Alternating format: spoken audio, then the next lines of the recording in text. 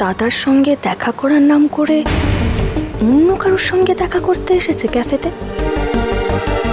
এমন কেউ যার সঙ্গে মিলে ও এই ষড়যন্ত্র করছে? মোহনা কার সঙ্গে দেখা করতে এলো? লোকটা কে? কি নিয়ে কথা বলছে ওরা? আমি তো এখান থেকে কিছুই শুনতে পাচ্ছি না। ওদের কাছে গিয়ে বসতে হবে, রিস্ক হয়ে যাবে জানি, কিন্তু এটুকু আমাকে করতেই হবে।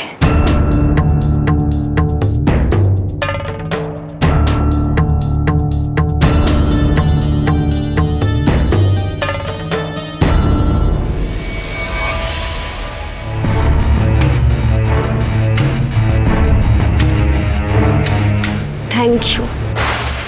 কাকে থ্যাংক ইউ বললো মোহনা? কিসের জন্য?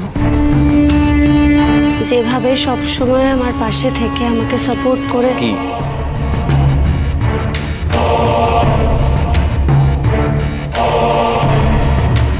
কি পাশে থাকার কথা বলছিস? আমি তো দাদা মোহনা, আমার কাজ তোকে সাপোর্ট করা, সবসময় তোর পাশে থাকা। ও, তার মানে সত্যি সত্যি মিস্টার সেনের সঙ্গেই দেখা করতে এসেছে। আমি একটা কথা বলবো, রিকোয়েস্ট করছি, প্লিজ এত রাগ করিস না। আয়ান না সত্যি সত্যি আমার ওপর দুর্বল হচ্ছে রে। ও হতে বাধ্য মোহনা, তোর প্রতি দুর্বল হতে। গোটা রয় পরিবার বাধ্য তোকে মেনে নিতে, তোর যোগ্য সম্মান তোকে ফিরিয়ে দিতে, কারণ আমি বাধ্য করেছি ওদের। কিন্তু এটা অন্য বিষয়, জানিস তো। একজন মানুষের কথা ভেবে খারাপ লাগছে, উইদাউট এনি ফল্ট যিনি সাফার করছেন, বিনা দোষে কষ্ট পাচ্ছেন। কে? শুভলক্ষ্মী? বিশেষ করে আমি ইন্টেনশনালি কখনো চাইনি যে শুভলক্ষ্মী আমার জন্য কষ্ট পাক, সাফার করুক। তবু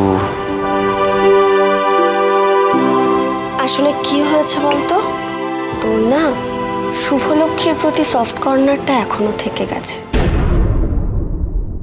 আর এই উইকনেসটা থেকে তুই বেরিয়ে আসতে পারছিস না।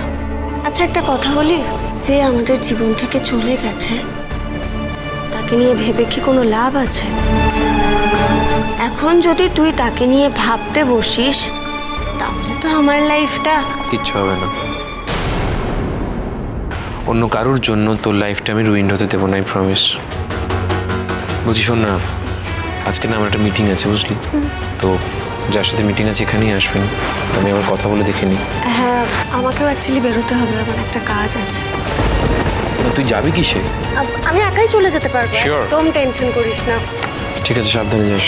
ঠিক বাই। আছে। গৃহপ্রবেশ আজ রাত 10টায় স্টার জলসায় ও জিও হটস্টারে।